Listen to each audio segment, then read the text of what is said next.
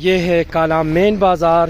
پچھلے 40 گھنٹوں کے دوران کالام میں برفباری شروع تھا، لیکن اب تک یہاں آپریشن کرنے میں صوبائی حکومت، مرکزی حکومت کے ساتھ ساتھ دیگر جو ادارے ہیں وہ سارا فلاب ہو گیا ہے، اور مختلف سرکاری پیجز پہ کالام روڈ ہر قسم ٹریفک کے لیے کھلا ہے، لیکن بازار میں آپ دیکھ سکتے ہیں حالات گمبھیر ہوتا جا رہا ہے۔ اور یہ 10:30 بجے ہو گئے ہیں دن کو، اور آج جمعے کا دن ہے۔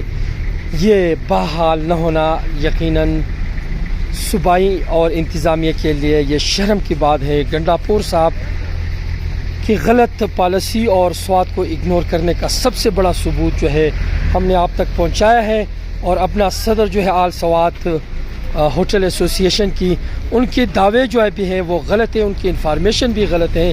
اور یہ دیکھیں جی، یہ برف کوئی رات کو نہیں ہوا ہے، یہ پچھلے 2 دن سے یہاں کسی قسم کا آپریشن نہ ہونا یقیناً یہ سرکاری اور ہمارے ہوٹل ایسوسی ایشن کی ممبران کے لیے شرم کی باعث ہے۔ یہ دیکھیں کتنا ہیوج ٹریفک ہے، اور اس میں صرف اور صرف مہمانوں کی گاڑی پھنسی ہوئی ہیں، جیپس ہیں۔